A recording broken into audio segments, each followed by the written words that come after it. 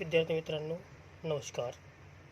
आता आपण third angle projection method ही जी लंबजन्य प्रक्षेप करण्याची जी पद्धत आहे, थर्ड अँगल प्रोजेक्शन मेथड म्हणजे तृतीय कोन प्रक्षेपण पद्धत. तर यापूर्वी आपण फर्स्ट अँगल प्रोजेक्शन मेथड पाहिलेली आहे. फर्स्ट अँगल प्रोजेक्शन मेथड आणि थर्ड अँगल प्रोजेक्शन मेथड हे अगदी एकमेकाच्या विरुद्ध अशा क्रिया आहेत.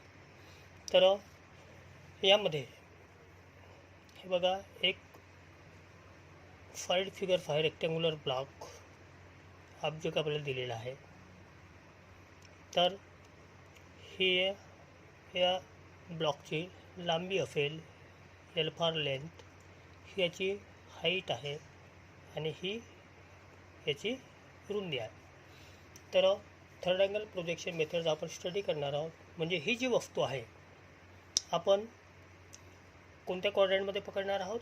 थर्ड क्वाड्रंटमध्ये पकडणार आहोत. तर बघा,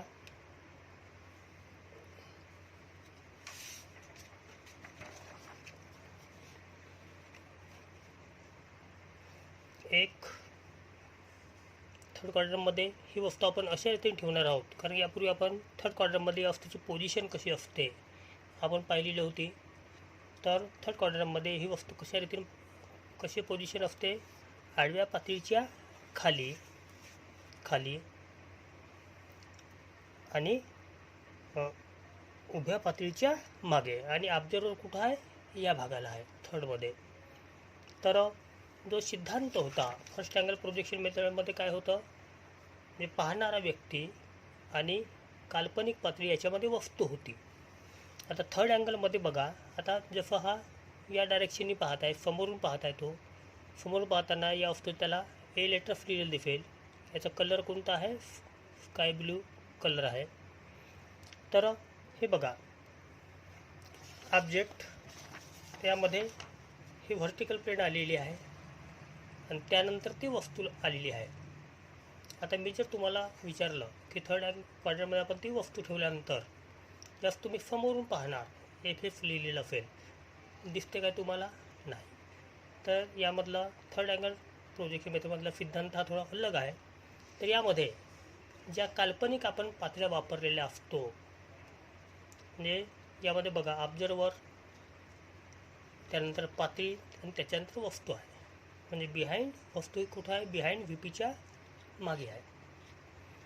तर थर्ड अँगल प्रोजेक्शन मेथडमध्ये वापरण्यात येणाऱ्या काल्पनिक पातळ्या ज्या आहेत, जसं व्हर्टिकल प्लेन असेल, हॉरिझॉन्टल प्लेन असेल, ह्या काल्पनिक पातळ्या ट्रान्सपरंट म्हणजे पारदर्शक आहेत असं आपल्याला गृहीत धरायचं आहे.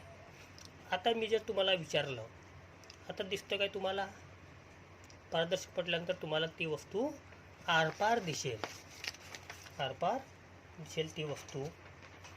तर यामध्ये यास आपण समोरून पाहतो आहे. समोरून पाहत असताना तुम्हाला या वस्तूचं ए लेटर्स लिहिलेलं आहे.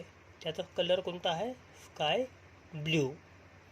तर या वस्तू एफ एफमध्ये जे काही 1, 2, 3 आणि 4 हे चारही पॉईंट जे आहेत, याकडून वस्तूकडे उलटे रेज येतील इकडे या पातळीकडे. म्हणजे पाहणाऱ्या व्यक्तीच्या डायरेक्शनला या भागाला एक पॉईंट आलं, इथे एक पॉईंट मिळालं, या 2 पॉईंट म्हणजे उलटे रेज त्या वस्तूकडे आपल्याला पाहणाऱ्या व्यक्तीकडे रेज येतील. इथे दुसरं पॉईंट मिळालं, या पॉईंटवरून तिसरं आलं, तिसरं पॉईंट मिळालं, या चौथ्या पॉईंटवरून सरळ आलं, 4 पॉईंट मिळालं. हे सर्व बिंदू म्हणजे उभ्या पातळीवरती आपण जे काही सर्व बिंदू मिळवलेले आहेत, ते जर आपण योग्य क्रमाने जर जोडलं तर उभ्या पातळीवरती जी प्रतिमा तयार होईल, त्या एक प्रोजेक्शन तयार झालं, प्रतिमा तयार झाली.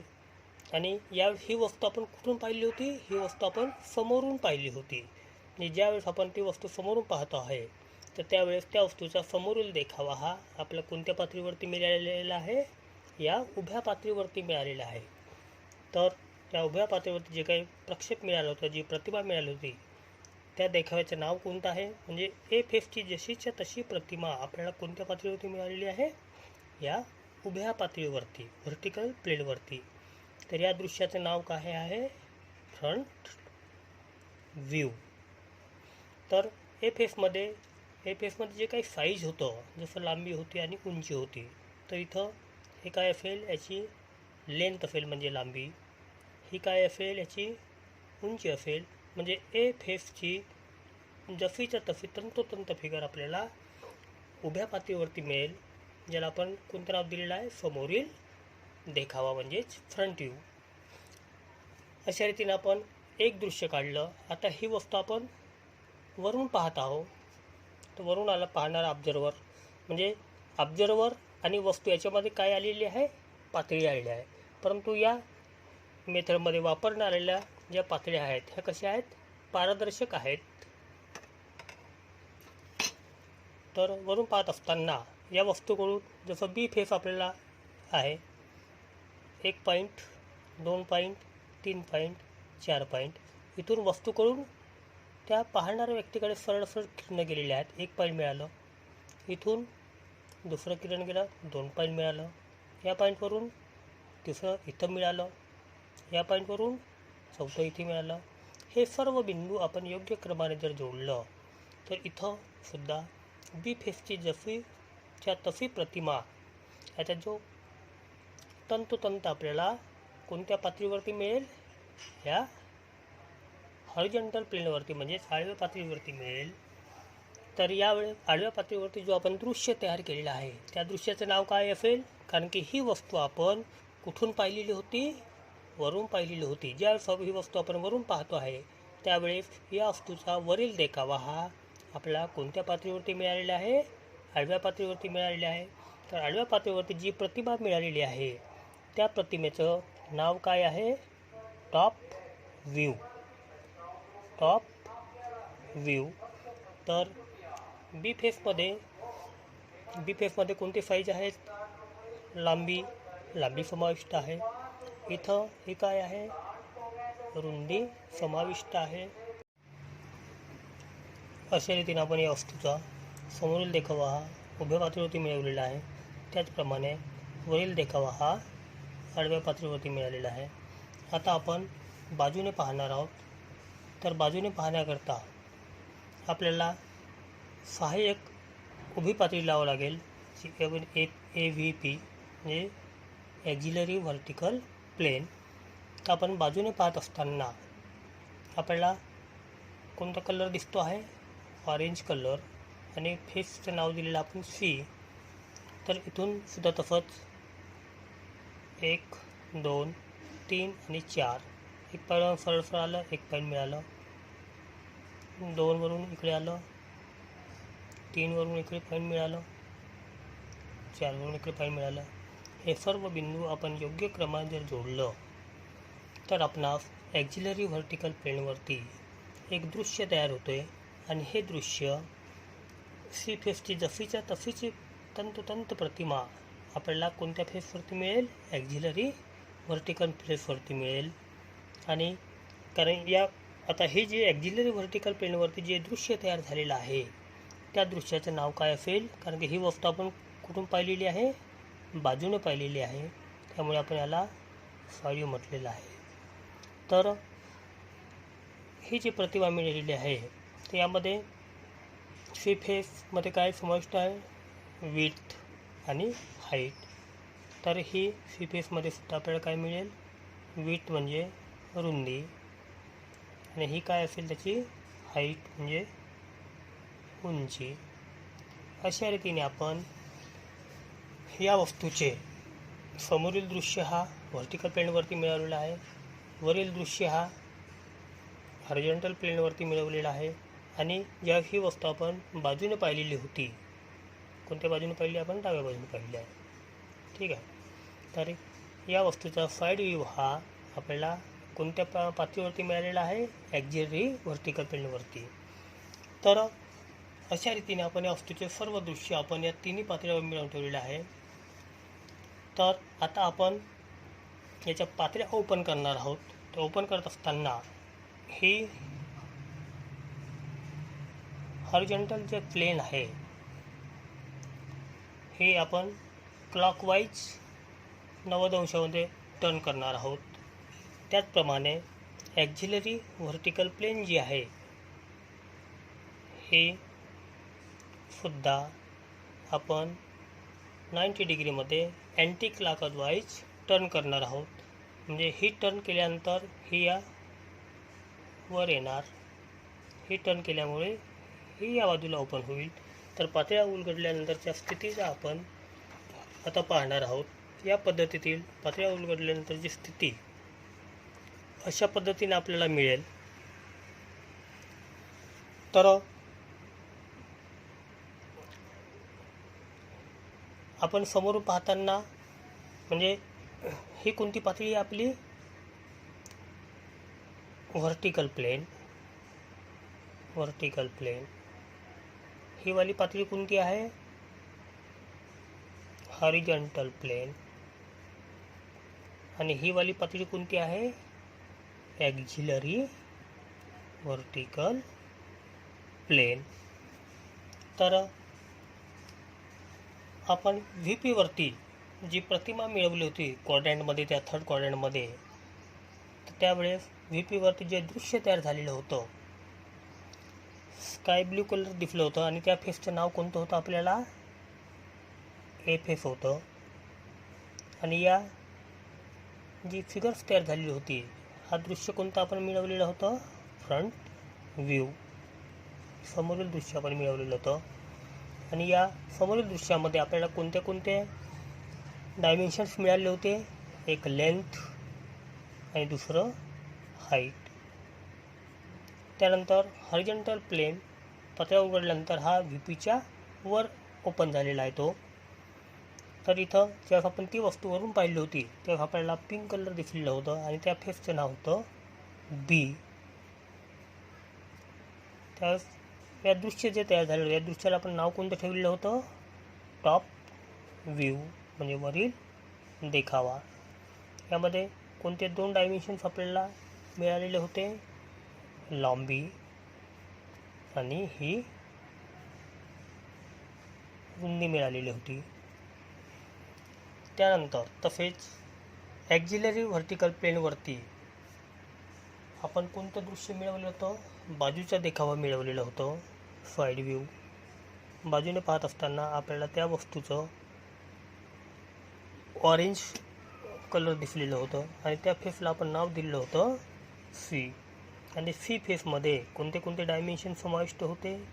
ही या वस्तूची रुंदी आणि ही या वस्तूची उंची. तर अशा पद्धतीने आपण या थर्ड क्वाड्रंटमध्ये, थर्ड अँगल प्रोजेक्शन मेथडमध्ये जेव्हा आपण ती वस्तू ठेवलेली होती त्याचे पातळ्या उलगडल्यानंतरची स्थिती आपल्याला अशा पद्धतीने आपण मिळालेलं आहे.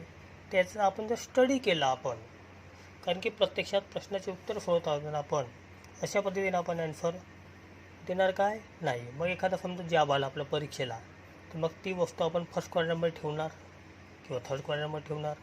मग त्याचे पातळ्या, त्याचे एक एक दृश्य ते प्रत्येक पातळीवरती मिळवणार आहे ना. नंतर त्या पातळ्या ओपन करणार आणि हे असं करता करता आपलं वेळ संपून जाईल, प्रश्नाचं उत्तर निघणार नाही. मग प्रॅक्टिकली आपण कसं काढलं ते एखादा प्रश्नाचं उत्तर आपण नंतर पाहणार आहोत. तर आता थर्ड अँगल मेथडमध्ये एखादं प्रश्नाचं उत्तर जर द्यायचं आहे तर आपल्याला स्टडी करावं लागेल कोणता देखावा हा कुठं असतो. तर याचं स्टडी करायचं आहे आता आपल्याला. तर ही XY लाईन, ही एक XY लाईन गृहीत धरा, X1 Y1 XY लाईन. तर पहिला जो पॉईंट आपल्याला मिळेल या पद्धतीमध्ये, पहिलं पॉईंट फ्रंट व्ह्यू हा ही XY लाईन, ही कोणती लाईन आहे? XY line. तर पहिलं पॉईंट आपल्याला मिळतो आहे या पद्धतीमध्ये. फ्रंट व्ह्यू जो आहे थर्ड अँगल प्रोजेक्शन मेथडमध्ये, फ्रंट व्ह्यू हा कुठं असतो? XY लाईनच्या खाली असतो. फ्रंट व्ह्यू हा XY रेषेच्या खाली असतो. आणि समोरून पाहताना आपल्याला काय काय दिसतं त्या वस्तूचं? याच्यासाठी आपण सूत्र तयार केलेलं होतं. Front view is equal to लांबी आणि त्या वस्तूची आपल्याला उंची दिसते आहे. म्हणजे कोणतीही वस्तू समोरून पाहत असताना नेहमी आपल्याला त्या वस्तूची लांबी आणि उंची दिसते आहे. दुसरं पॉईंट, टॉप व्ह्यू हा कुठं आहे? टॉप व्ह्यू हा ही एक्स वाय रेषा आहे. टॉप व्ह्यू हा एक्स वाय रेषेच्या वर आहे की खाली आहे? टॉप व्ह्यू हा एक्स वाय रेषेच्या वर, परंतु फ्रंट व्ह्यूच्या एका सरळ रेषेमध्ये असतो. टॉप व्ह्यू हा एक्स वाय रेषेच्या वर, परंतु फ्रंट व्ह्यूच्या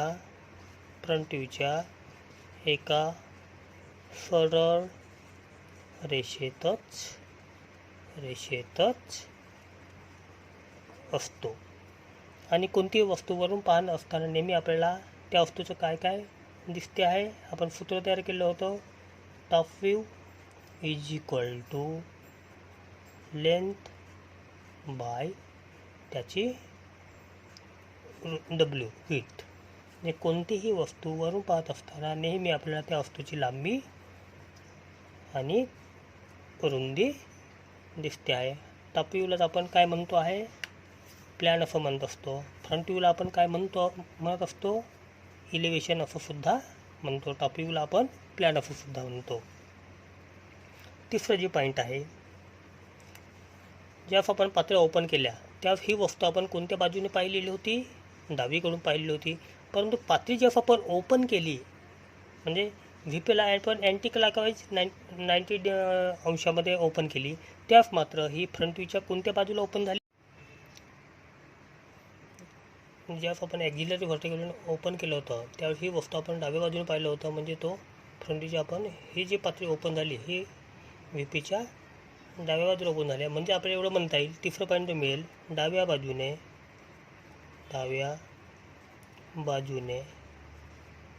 पाहिलेला बाजूचा देखावा म्हणजेच साईड व्ह्यू हा फ्रंट व्ह्यूच्या डाव्या बाजूस व त्याच्या सरळ रेषेतच असतो. तसेच उजव्या बाजूने पाहिलेला बाजूचा देखावा हा फ्रंट व्ह्यूच्या उजव्या बाजूस व त्याच्या सरळ रेषेतच असतो. आणि साईड व्ह्यूमध्ये कोणते डायमेन्शन्स आपल्याला मिळत असतात? साईड व्ह्यूसाठी आपण सूत्र तयार केलेलं होतं. Side view is equal to W means with and W by H. म्हणजे कोणतीही वस्तू बाजूने पाहत असताना नेहमी आपल्याला त्या वस्तूची काय काय दिसत असते? त्या वस्तूची रुंदी आणि उंची दिसते.